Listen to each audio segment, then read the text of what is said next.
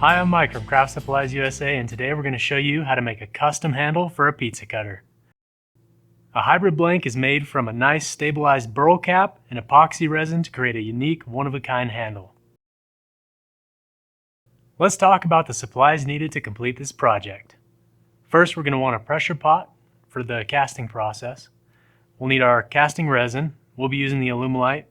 This is a good resin to use. Had good success with it.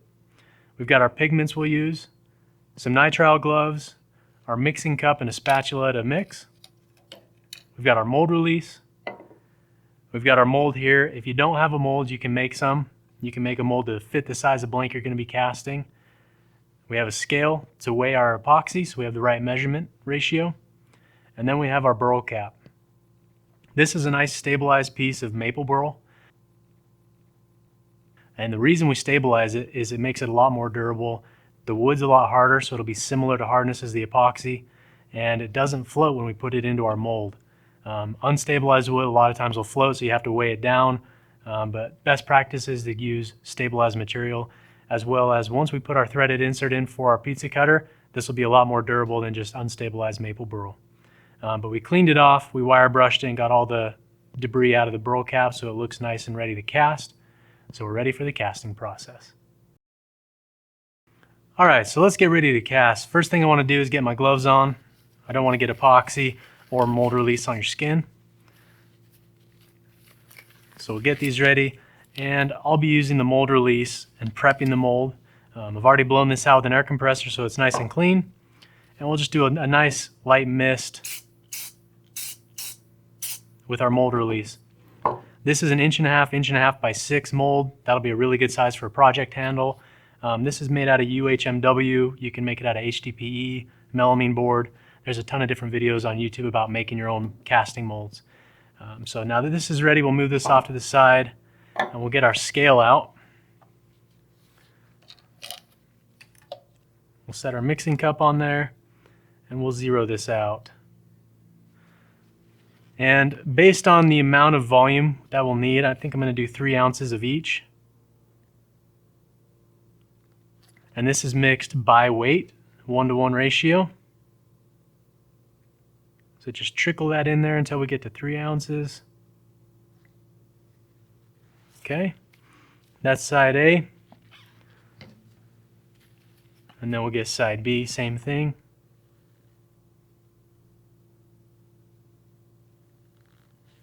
And the work time on this is pretty quick. So once we get this in there, we'll want to get this mixed up really thoroughly and then get this into our mold. And right there. Okay, we're at 6 ounces. So we'll set this off to the side for a second, get our scale out of the way. I'll get my mold in place. And for this one, I do want to use some of this blue pigment. This is the Black Diamond. We'll set this into our mold, and I've cut this to be kind of a snug fit to make sure it doesn't float on me. Being stabilized, it'll help it stay down as well. If you're using unstabilized material, make sure you have a weight on top of this to keep that burl down in the bottom, otherwise it will float on you. But what I want to do is I'm just going to sprinkle some of this blue pigment into the burl cap. And that'll give us a really cool look, because that'll kind of stick to the wood fibers, and the resin shouldn't make it swirl too much on there, but we'll just sprinkle that in to our mold and onto the burl cap. Once you're happy with how that goes in there, we'll set this off to the side. But the cool thing with casting is you can do any color combination. You can go clear, do a swirl color, leave it natural, whatever you want to do. Just play around with some different casting colors and different application techniques, and you can have a bunch of different results. So now that we have that, let's mix up our resin nice and thoroughly. We can slide this out of the way for a second. And you want to take your time mixing this. Make sure that all these parts are evenly mixed. Otherwise, you're going to have areas of resin that are uncured. So make sure you mix this really, really thoroughly.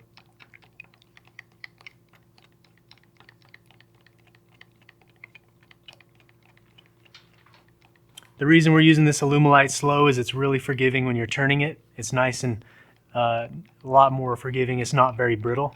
So when you're turning it, it doesn't tend to chip out, and it's really easy to turn, finish, and polish. And because we're going to be doing a stabilized blank, we'll do a CA finish across the entire surface. That way we have a nice even gloss between the wood and the epoxy. And that'll increase the depth of the burl, and the epoxy will give us a good shine, and it'll look really nice. All right, make sure you scrape the sides of the container, get that thoroughly mixed. And then I'll get a couple paper towels out and set my mold on top of that just in case I spill any resin. So what I'm going to do is I'm going to pour this in clear, and then I'll add just a couple drops of this ocean blue Alumilite, and then I'll use my stir stick to mix that in so it has a smoky look to it. And then we've got this really cool blue pearl down inside the mold, so it should be a nice looking handle.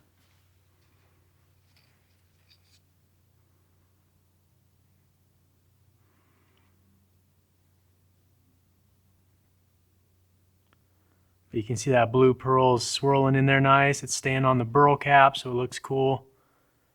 Gives it kind of like a river flow look through the burl caps, the little eyes on the burl cap. Okay, and before I fill that all the way to the top, let's get my Alumilite dye, and we'll add just a couple drops that we can swirl. This stuff goes a really long way, so start out with just a little bit before you add too much. I'm going to do just 2 drops for now, and then we'll use our stir stick to kind of swirl that in there and give us a nice little blend.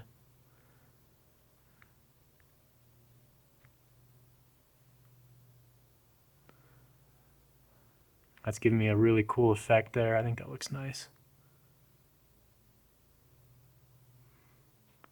You don't want to overwork it, or else it'll just turn the entire epoxy all one color of blue. So you want to leave it alone, let that swirl separate so you have some nice clear areas, and then the blue swirls going through the epoxy. I'm just kind of dabbing that around, picking up some of that blue pigment that we added in there. And now we can fill this up the rest of the way. And that's going to swirl that even more, adding more clear to it as well.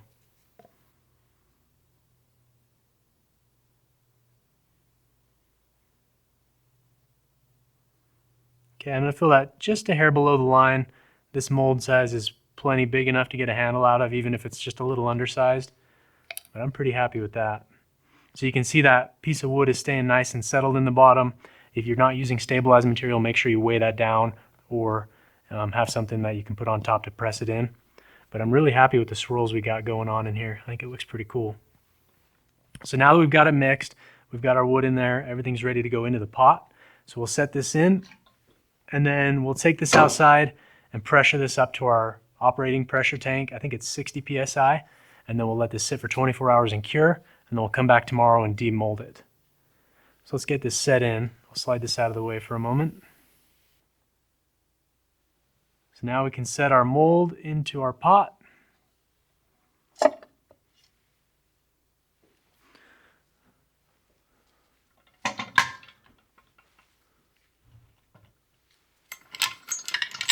Let's get these locked down nice and tight. And then I'll be taking this outside to the shop to get this pressurized. But like our other casting video, when you pressurize this, you want to slowly fill the tank up. That way it doesn't blow too much air in, and then force the, basically spray the resin out of your mold. You want to let it fill up nice and slow. So let's get these locked down, and then we'll take it outside, get this pressurized. We'll let it sit for 24 hours, and then tomorrow we can come back and see how cool it looks. All right, so we've got our blank popped out of the mold. It looks like it turned out really well. I'm really happy with the color swirling and the different effects we have going through this blank. So this is ready to go. I've got my pizza cutter here. We'll be using the Ruth Nile inserts on this. And I've ground down the stud on the pizza cutter to accommodate the insert. The stud normally is about an inch, inch and a quarter long. If you're not using one of the Ruth Niles inserts, leave it that length. But if you are going to be using one of these, you can grind it down if you need to. But I want to talk about the pressure pot that we used yesterday. The reason we use that is to get rid of all these air bubbles. So this is just the leftover resin we had from casting, and you can see all the air bubbles, and it's not optically clear anymore because there's so many air bubbles in the surface. But with the pressure pot, it shrinks those down so small that you can't see them and gives you a really good cast. So anytime you're casting, we always recommend using the pressure pot. But I think we're ready to turn, so let's get the table out of the way. We'll get our lathe set up, and we'll show you how to turn. All right, so we've got our lathe set up. I've got my center points marked on each end, so we can mount this between centers. And I will be using my little ring turning chuck bushing on this end because I don't want this 60-degree cone to damage a bunch of the acrylic in the very end of the handle. I want to maintain as much of the overall length of this as possible. So I'll be using this as a shim to try and prevent some damage to the material. And then once we get our blank on here, we'll turn it to round so we can put it into our 4-jaw chuck, and then we can drill it out for our insert.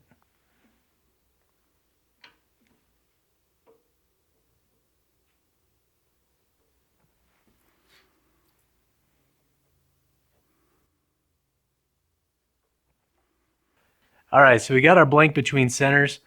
We can rough this down to round. We'll get it in our chuck. And as far as the tools we'll use on this, we'll be using a standard spindle roughing gouge, but we want to be really careful with how much pressure we're applying to the resin and how fast our feed rate with the tool is. If you get a little too aggressive on this, it can chip out and you could shatter the blank. So we want to take our time, go slow, take nice cuts, and obviously have sharp tools. So let me get my tool, get my spindle roughing gouge, get our eye protection on. Definitely wear a dust mask anytime you're turning. Save your lungs. I'm not going to be using one because you can't hear me. So let's get this turned on. Bring it up to speed. Right now I'm about 2,000 RPM, and we'll just slowly work the corners off here.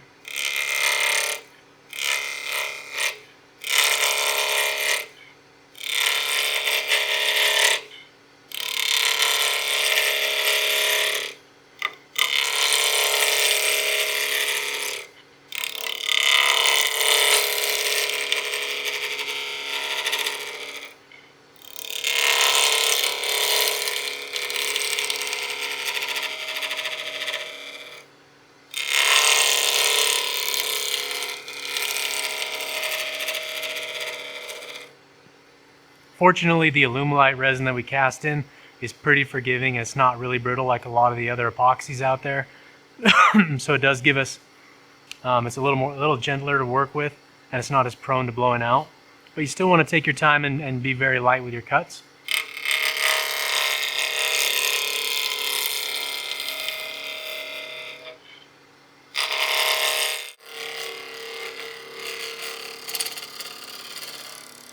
If I get my spindle roughing gouge and I rotate that and cut on this bottom wing kind of upside down a little bit, riding that bevel, it gives me a nice shear cut.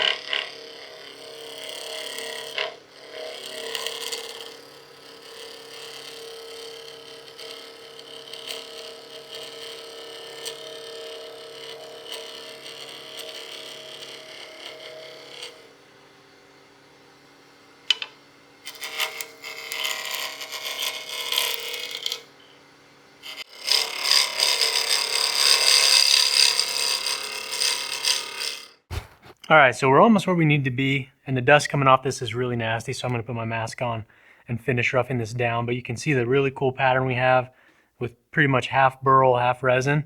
Looks really sweet. So let's keep roughing this down, and then once we're ready to put it in our chuck, we'll stop the lathe and show you.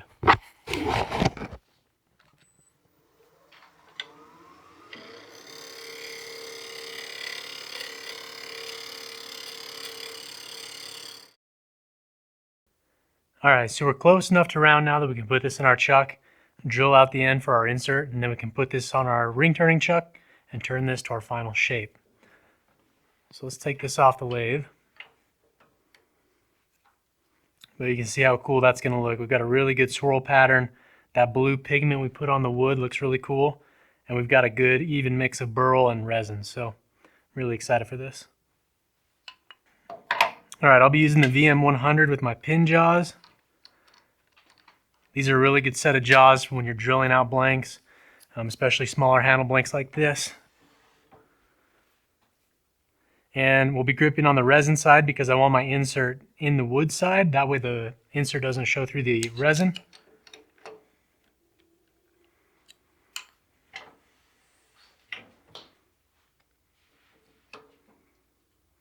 And then I like to bring up my revolving center just to make sure it's still on center with the hole we had from the other side.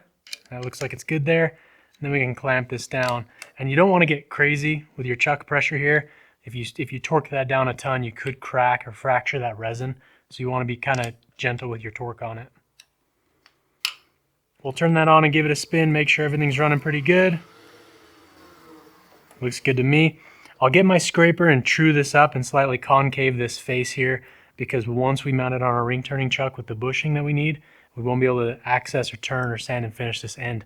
So we want to get this cleaned up, ready for drilling, as well as sand and finish this end. So I'll be using my skew as a negative rake scraper to clean up this end here. A negative rake scraper on these hybrid blanks is a really good tool. Cuts cleanly, but it's not aggressive. So definitely highly recommend it.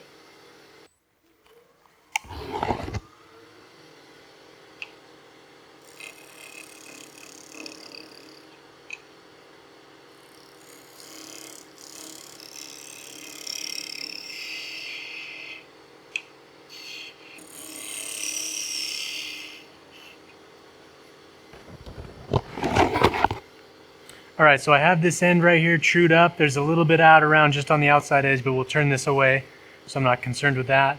But now that this is trued up, let's create a small dimple for our drill bit to help find the center point, and then we can put our drill chuck in here and drill out the 11/32 hole we need for that insert. All right, so I've got my keyless drill chuck and the 7/16 bit required for the insert.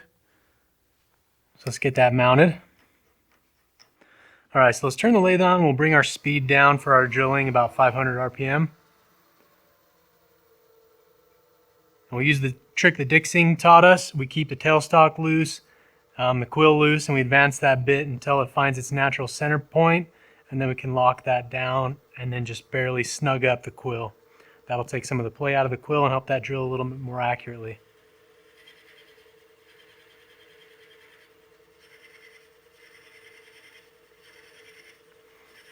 I want to drill about 1/8 of an inch past the overall length of the insert to account for some extra room for glue.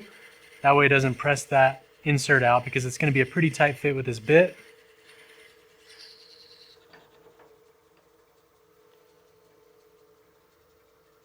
Clear those shavings.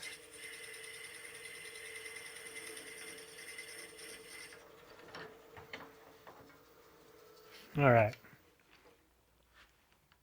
Okay, the hole's drilled nice and clean. It's just a little bit past our insert length, and obviously the reason we drilled it in the wood is because we don't want to have that insert visible through the resin, so we drilled that in the solid wood end.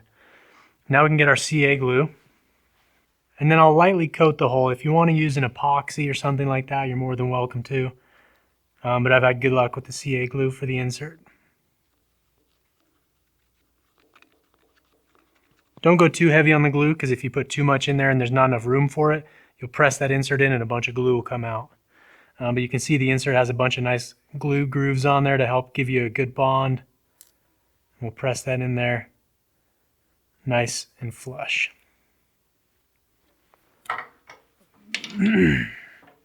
If you need to, you can use your revolving center to press it all the way in.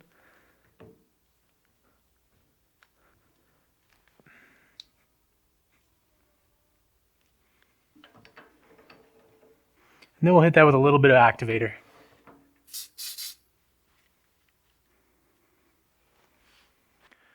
All right, so now that we have our insert glued in, I want to sand and finish this face here because we won't be able to access this later on. So I'm going to start with 320 because that surface is really clean. We'll do 320, 400, and then I'll hit it with scratch free. So we'll turn our lathe back on, get to our sanding speed, about 700. Put our dust mask back on.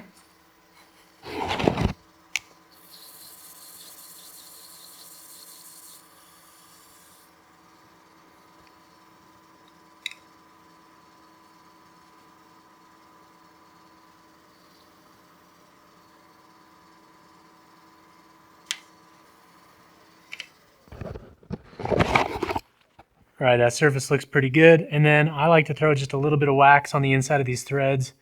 That way that insert doesn't get bound up over time or have any issues unscrewing when I need to wash the pizza cutter. So now that we have our insert in, we've got this rough turned. This surface is nice and clean.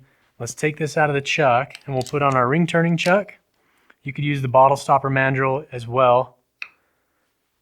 Let's put that on and then we can mount our handle on that threaded insert.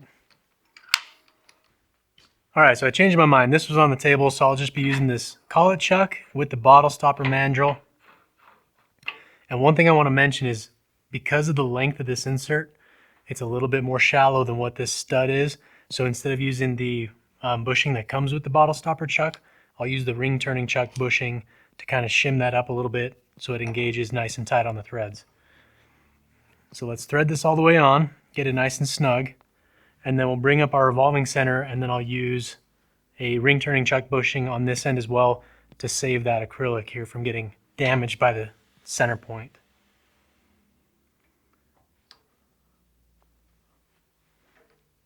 And then just nice and snug. We don't have to get crazy tight with it. Make sure your collet is nice and tight, the handle's screwed on tight, and then your revolving center is just snug. So let's bring up our tool rest. We'll turn this on and give it a quick spin, make sure everything's running nice. And then we can bump up our speed and then get to turning. I'll be using the spindle roughing gouge to get the bulk of the material out of the way. And then we'll go to my skew as a negative rake scraper to get our final finishing passes. And we'll put our dust mask back on and we'll start turning.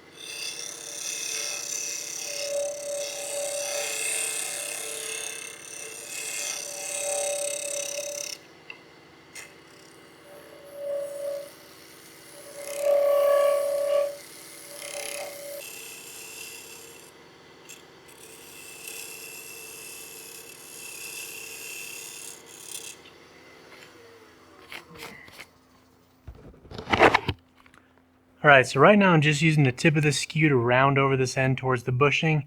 That way the wood and the resin match up with the diameter of the pizza cutter. And that's looking pretty good, but you can see the swirling and the burl here looks really neat. The shape's starting to come together. Really happy with this. I need to remove some more material right in here, and then we can round over the end and start sanding and getting our CA finish on here to get a really high gloss. So let's keep turning. We'll put our mask back on.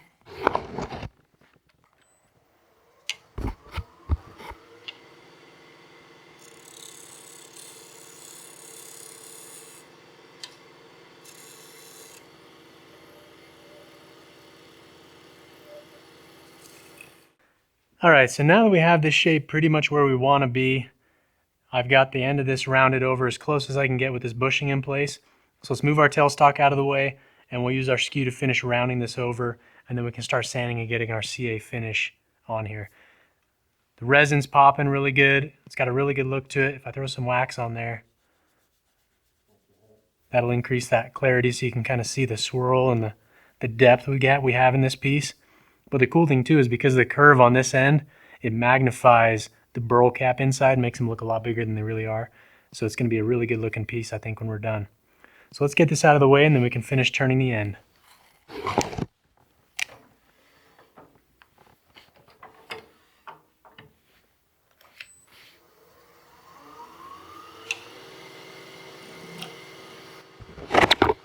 If If you start getting chatter when you're trying to round this over, you can support it with your fingers.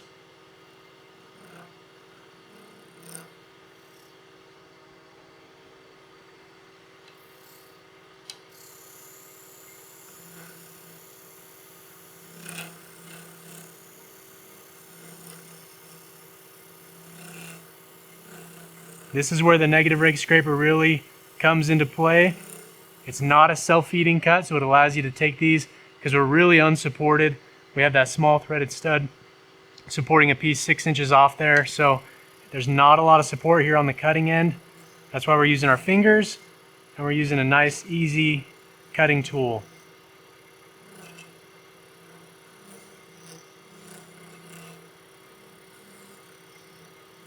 If this is something you're uncomfortable with doing, you can round that over with your sandpaper.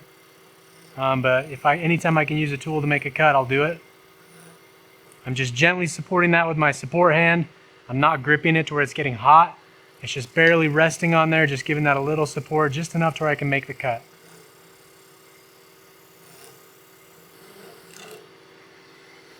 Okay, I think we're ready to sand. So we'll start out with a little bit coarser paper to get this profile roughed a little bit more, get that nice and smoothed out, and then we can get this thing CA finished, and then we'll be done with it. All right, so we'll start out with some 180 paper. Just gonna fold that over into thirds, and then we'll drop our speed down to about 700 RPM, and then wear your dust mask and eye protection.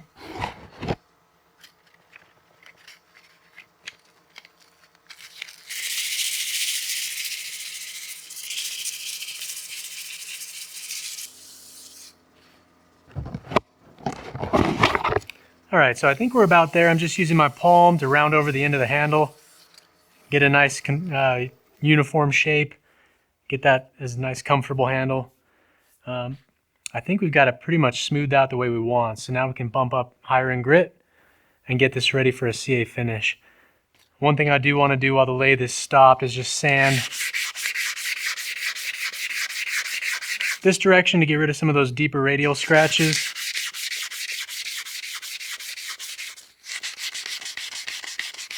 And it'll help level out the surface as well. I'm going to throw my dust mask back on actually.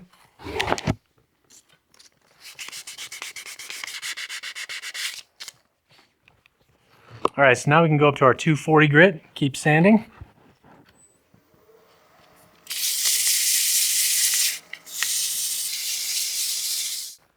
All right, so now that we've sanded to 240, we'll jump up to 320, and then we'll do 400, and then we'll get the surface prepped for our CA, and then we can put that on.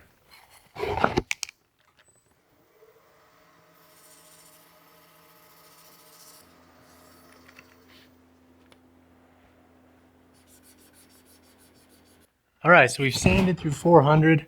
The surface is nice and flat, level.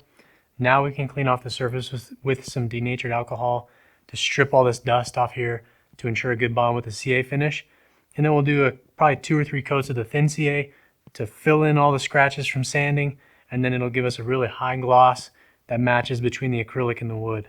If you don't want a high gloss and you want the wood to be natural, just polish the blank like you normally would in acrylic, because the wood won't get as shiny as the resin will. So let's get a paper towel and clean this off.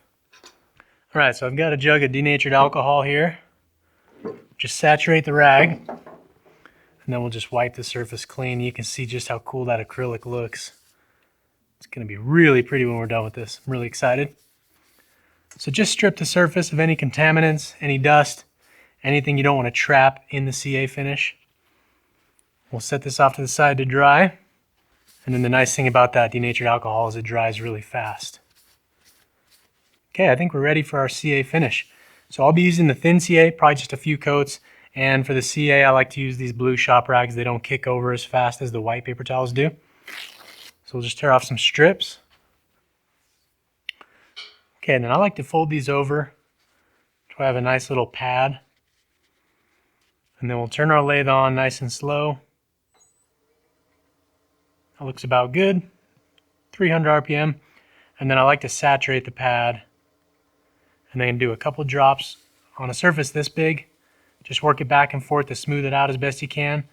The nice thing about the thin is it self-levels pretty well. But I only work back and forth maybe a couple times, and then I pull the rag away because this will start kicking over. And then I get my activator, and then I'm about a foot away. Just give that just a light mist.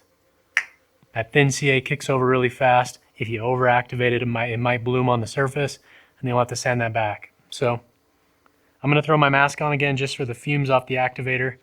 But we'll do 2 more coats of that, and then we'll cut it back with our Merlon, and then we can polish it out.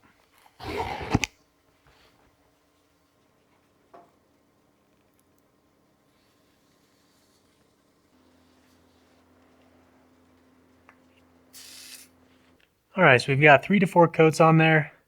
You can see the surface is a little bumpy, but it looks pretty good. You can see just how cool that burl and the resin look together. This is going to be a really cool looking handle when we're done. I'll hit it with 1 more coat of activator just to make sure everything's fully cured. And then we can start sanding. I'll start with the 1500 grit Merlon. I want to start with something really fine to see if it's going to cut fast enough for what we need to level the surface. If you need to, you can always drop down in grit. We'll do the 1500, then the 2500, and then we should be able to go onto our magic juice from there to do the final polish.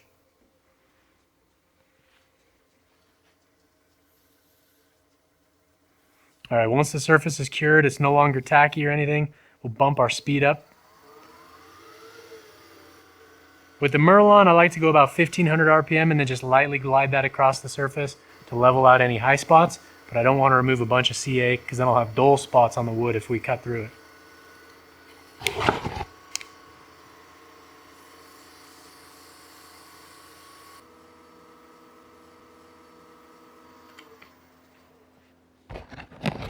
All right, let's stop the lathe and see if that's leveling the surface the way we want. And it looks like it is. Now we can sand side to side, get rid of some of these ridges. We want to be careful to not sand through that CA or else you'll have dull spots on the wood. Okay, we'll bump up to our 2500 Merlon.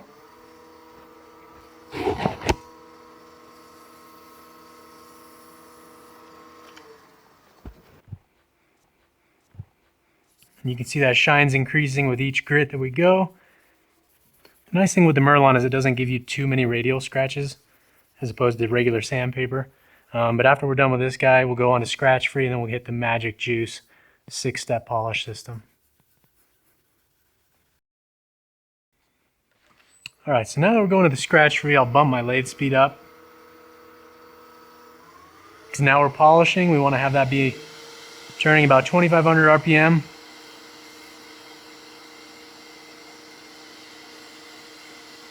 And we'll just buff this in and work it back and forth.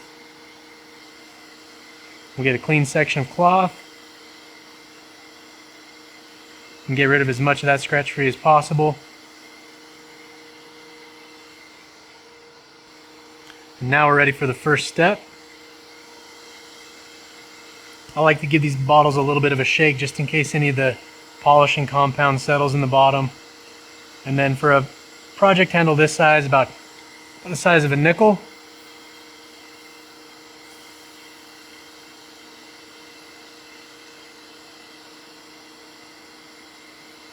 put on just a little bit more.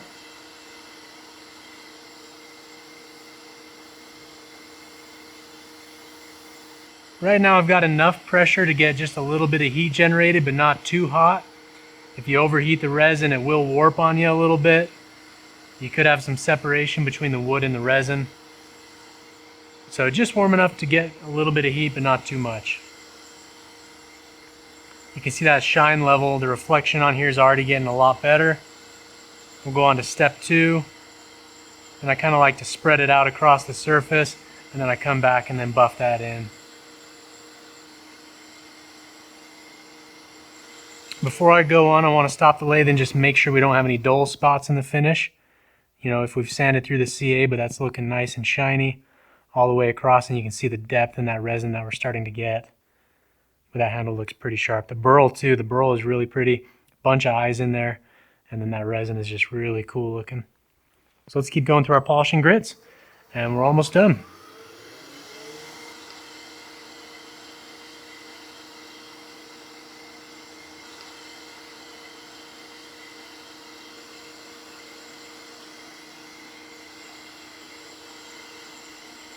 Go on to step 4 here.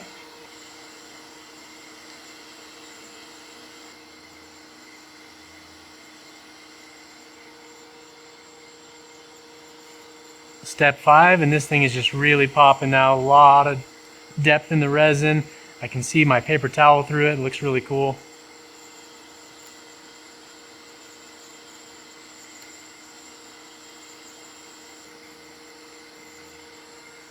Tons of reflection coming off the piece. Now we're on to our last grit. The step 6 is a little bit thinner viscosity than the others, so I always put way too much on my rag, so just be mindful of how much you're putting out. See, like that? That's definitely way too much. That's all right. All right, I think we're done. Let's stop the lathe and take a look. Wow, that looks really good. We got a nice even shine on the wood, matches into that resin, and the resin depth, the depth in the resin we have with that blue pigment we put onto the burl before we cast, just looks really nice. And we have some really cool looking swirls. And if you look at the end of the blank, it magnifies those burl eyes and gives it a really cool look as well. So let's take this off the lathe, and then we can assemble our pizza cutter.